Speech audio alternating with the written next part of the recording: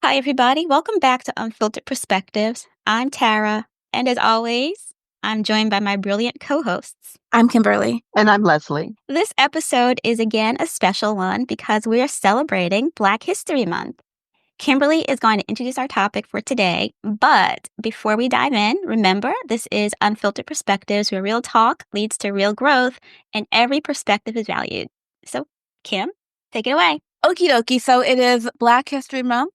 While Black History Month is still a thing that we celebrate, tiny bit of Black history. Black history. It started as Black History Week, Negro History Week in 1926 by Carter G. Woodson and expanded to a month, Black History Month, in 1970. So, question for both of you. How important is Black History Month to you? Is it something that you think is still relevant or a thing of the past? I definitely think that it's something that's still relevant because I believe that still to this day, schools don't really focus on the contributions of African American people in the way that they do other people. And so I think that it's important that we have dedicated time to actually focus on our history, our contributions. Not to say that we couldn't or shouldn't do it other times of the year, but typically we don't, at least not with the focus that there is in the month of February. Well said, and I totally agree that it's something that we should focus on, not just during the month of February, but all year long. We're doing it in the schools, but I would hope that we are doing it, especially if we have children of a young age, that we're doing it in our homes as well. Because, like I said, we should be doing it in the schools. Not everyone is doing it to the extent that it should be done. So I hope that we are doing it in our homes as well. Yeah. I have to say, I used to take it for granted, take Black History Month for granted. So my recollection is that growing up in school, we always sort of celebrated it with the bulletin boards in the hallways, and there was probably something in the classrooms to recognize Black History Month. Although we went to schools that were, well, yes, I think all of us did.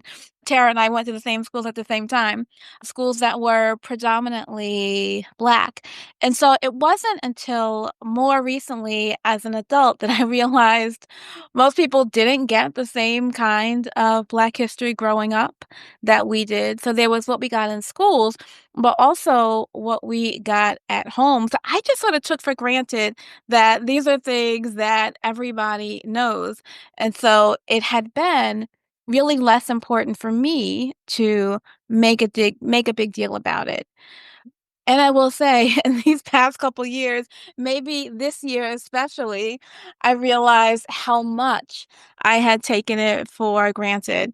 I mean, just this week, or maybe just this month, Google has stopped recognizing Black History Month on its Google calendars. So whereas before all the Google calendars would recognize February and it just doesn't do it anymore. Disney, which used to, in the last couple of years, give like a content warning on its racist content, has stopped doing that. So you know what I mean? I just sort of, so now increasingly I recognize how much the rest of the country, or how much most people don't actually recognize Black history, understand or know Black history. So it is increasingly important for me to actually acknowledge it or recognize it. Are there things that you do in your work or your home to recognize it? I honestly don't really do anything differently than I do any other time of year because Black history is my history. It's what I know. It's my way of life. Right. So there's nothing extra to do. If you're doing it every day, there's nothing extra to do during Black History Month. You know what I mean? Mm-hmm. If I you're mean, practicing something every day, mhm, it's your way of being, it's your way of life, it's your everyday. mhm. Except that I will say, like, during this time period, there might be on television certain movies or shows that wouldn't necessarily be on at other times of the year. And so Hmm. I watch. You tend to watch those. I tend to Yeah. watch, yeah. Mhm. All the Black shows. Yeah, Not I did necessarily notice. the shows, like, not necessarily the shows I've watching those already, but, certain movies and stuff. But, like, all the Black specials, Mm. although I can't think of anything. Well, I will say, so now that I discovered that I can watch Hallmark all day long, I have it on in the background, and I think 3 3 of the movies on today featured Black cast, which is unusual, and I don't know if that's because it's February or if that is just, like, a coincidence. And thinking about, like, the shows, the specials and things that come on, like, this time of year, they have every year, put stuff on, and sometimes, probably a lot of times, like, John will say something that he knows or things that I might find interesting, and he'll record it for me, and there's something on the drive that's been on probably for a year already, but he's like, "You should watch it, you should watch it." I'm like, some of these things I really gotta be in the mood to watch, though. Like, I can't even name anything, but I gotta be in the mood to watch because I know that certain things will just make me angry. So, oh, like, yeah, yeah. You know what? Yeah. Yes. No, I do know what you mean. So, I feel like I know enough about slavery. I don't need to watch no more slavery movies. I'm sure that there are plenty of other people in the world and in the country who need to know and learn and understand about slavery and what it was and how it was. I feel like I'm good. I don't need to watch them. I understand that those movies need support. I trust that there are going to be enough people who are not me who are going to support To those support movies. those movies. I get you. And but, I mean, I really do intend to watch because I really am interested in seeing it, but I'm like, it has to hit me at the right time. No, I don't like to see these. I feel like I've had enough of black people in peril movies. I don't need to see slavery movies. And, I'm watching these shows and they show somebody driving in the car and then the police lights flash behind them. At that point, I'm like, nope, done. Time for me to tap out. I don't need the anxiety of what's Yeah, going to happen. there are a few, without naming them, that are quite challenging, disturbing, hard to watch. Yeah. Yeah. One of them, you know what? I can't even think of the name of one right now. I'll probably share with you guys behind the scenes when it comes to me what it is that I watched with my son, and it angered him. He was furious. But yeah, there are a few that I could go without ever seeing again. There is one thing that I used to do around here. So we'll typically do at least one worship service during the month, specifically around Black history or Black heritage. I think last year I did it around Black history and Black futures, which I want to come back to. But there's also, I should have looked this up because I mentioned it before. I think it's the National Library Association that does the African American Read. And so it's like a national thing, communities around the country, people read from Black authors. And I usually do that, though I did not do it this year because I'm taking a break. But I did for myself read a lot of Black poetry, especially Nikki Giovanni's, and she died this year. That was my mini Black History celebration. But I want to come back to the Black history and Black futures because one of the reasons why I had been less attentive to Black history in the past few years was this thinking that, well, I'm just tired of talking about history because it gives the sense that, oh, like, there's a way that, like, Black history points to, like, the special, exceptional people in Black history who've done, like, special, exceptional things. I'm like, well, I'm tired of looking to the past at special, exceptional people. I wanna talk about Black people's present and Black people's future, which leads me to the question that I had thought about today. When you are Black history, right? When you're thinking about what is the Black heritage legacy that you are leaving, what is it? I don't know that the legacy that I am leaving is specific to, Black history, apart from the fact that it is who I am. I would hope that the legacy that I'm leaving in general is that I endeavor to leave the world better than it better than it was when I came into it. I When I think about, the idea of legacy, when I think about the idea of what I'm leaving behind, I tend to think that it's not so much what I hope to leave behind in some distant future. It's something it's the way that I present and show up in the world today and every day, how I live my life. And so I try to live it with integrity. I try to live it in accordance with my values. And I hope to impact other people by being an example, I guess. And so I would hope that my legacy is something that I am currently building, not necessarily something that I will leave behind, if that makes any sense. Yeah, I I'm agreeing with you in that I hope I don't get off topic, that I haven't always made the best choices and the best decisions, but I hope that what I'm doing now, that my life now and the decisions that I'm making now and the choices that I'm making now, that my life will speak for me, and that's the legacy that I will leave, if that makes sense. Mhm. Okay. Does it make sense? It does. Yeah. Mhm. Mm. I mean, I used to think because of the way that Black history got presented, it was like, oh, celebrate Martin Luther King Jr., celebrate Malcolm X. I used to think, oh, you need to do like the big thing that gets written about and remembered. Well, not so much remembered, but that gets written about. And now I think of it much more as not a big thing. I think less of the big outstanding thing that is like capital H history and more as like the ripples of impact Mhm. that I make in my communities, right? So I don't need to make a big splash for that to be like legacy. It's Mhm. more the ripples. Mhm. Mhm. Yeah. Mhm.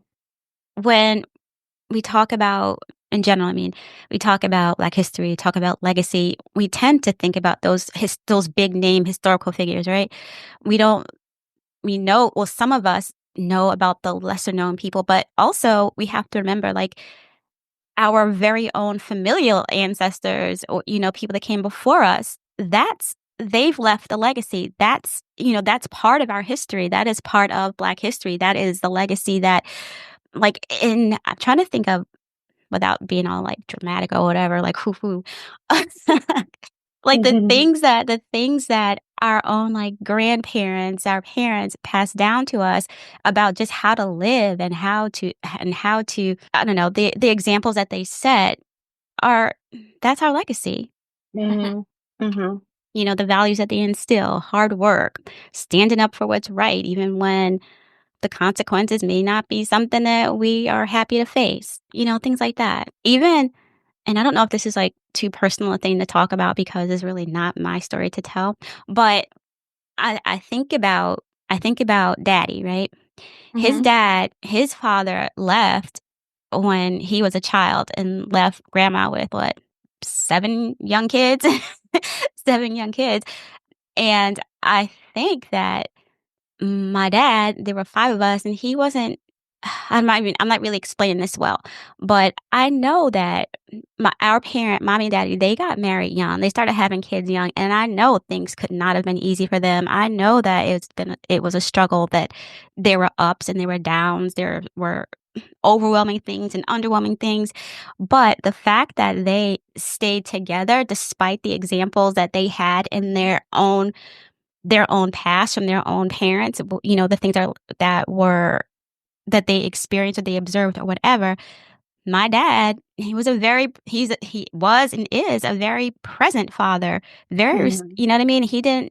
I'm not explaining this very well, but that I think is the legacy that they have that I've taken from them. That relationships, just talking in terms of relationships are not always easy. Relationships Mhm. are All work. work. Their All work. They relationships are are raw. work, and they are worth striving for. They're worth working for. They're worth putting in the time, putting in the commitment, putting in the love, and you don't just get up and leave and walk away when things aren't going well, when things hit take an unexpected turn. And that has taught me how I want to or have wanted to use an example for in my own life. It taught me how to be in relationship for good or bad, for better or worse, all the things that we see, experience, what have you, that what we draw from that, what our children draw from that, the people that whose lives we impact, the people's whose lives we just are present in, what they draw from our example is legacy. That's our legacy. There was this quote that was going around a few years ago. You are your ancestors' wildest dreams, right? Which is very poetic, right? You are your ancestors' wildest dreams. And the more I think about it and the more I thought about it, I actually don't know that that's true. And I'm not entirely sure that I want it to be true. Because what I actually think is not so much that I'm my ancestors' wildest dreams, but that they probably could not actually imagine that they probably couldn't even actually imagine this life. Like, can you I can't imagine that our grandmothers, or certainly our great grandmothers, would have imagined that this like single woman in her 50s would be a minister. The single black woman in her 50s would be a minister. I just don't think that was a thing that like I don't even think that was a thing that they would have imagined, right? That I would be a minister. And then I also think about like my nieces and nephews and what their lives are like. There's just so many more possibilities that they have and ways that they live that never even occurred to me, right? So I think it's not so much that I'm my ancestors' wildest dreams, but more that I don't know that like they probably didn't even think to dream my life in the same way that when I look at my nieces and nephews. But I do agree with that. Maybe not specifically, but in the form that the impossibility. Mhm. You know what I mean? Not a minister specifically, but they dreamed the impossible. Yeah. But it was possible. Mhm. Beautifully said. Yeah. Thank you, because I struggled to get that out and and Like I and look make it and make it make sense. like these kids today are an inspiration to me, and I'm not even gonna match. I mean, I just feel like they're so far ahead of where I'm ever gonna get to. I'm just like, y'all go on with that because I'm just sit here and not even try to keep up. I'm sure Barack's parents was dreaming the impossible, but wasn't thinking president. Okay, yeah. They were like, he gonna do something. We don't know what it is, but he Right. gonna do something. Yeah. So, as we think about legacy, I think it's important for us to remember that our impact isn't measured just by what we accomplish, but also by what we pass down. And Proverbs 13, verse 22 says, "A good man leaves an inheritance to his children's children." A good man leaves an inheritance to his children's children.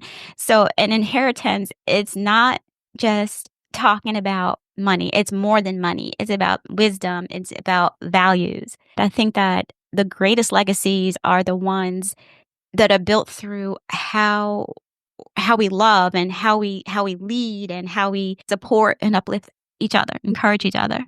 So in the future, when there's a people's history book, right, not of like great figures, what's gonna be the thing, your entry about how you lived your life? Does that make sense?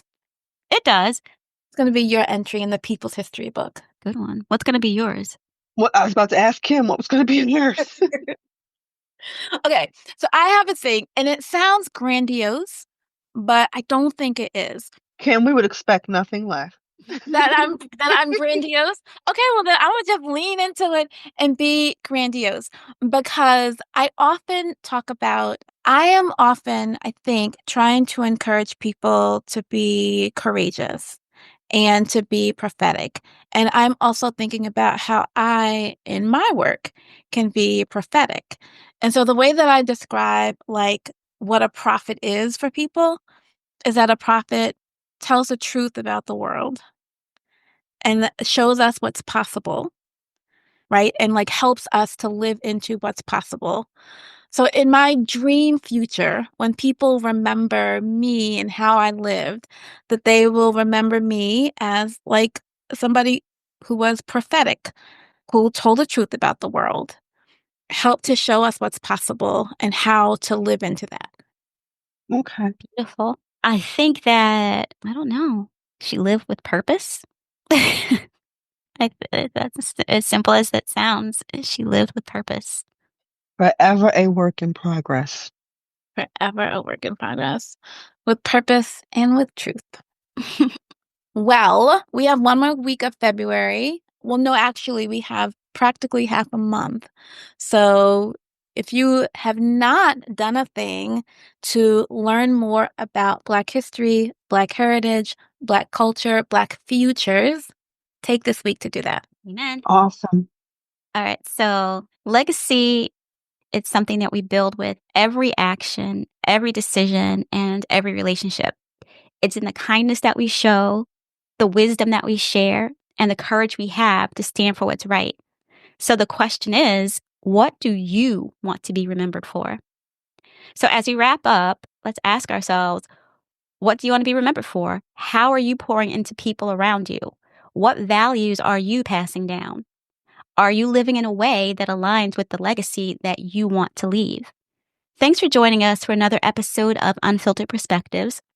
If this conversation resonated with you, please share it with someone who needs to hear it. Awesome. Don't forget to like and subscribe. Leave a review. It helps other people find us. You can find us on Facebook at Unfiltered Perspectives, on YouTube at Unfiltered Perspectives, on Instagram at Unfiltered Perspectives IG, and now you can find us on Blue Sky. That was a wonderful wrap up on Legacy Tara. Thank you for sharing. Thank you for bringing us this awesome topic, Kimberly. And thank you all for joining us once again. And we'll see you back here next week. Have a great rest of your day. Bye bye.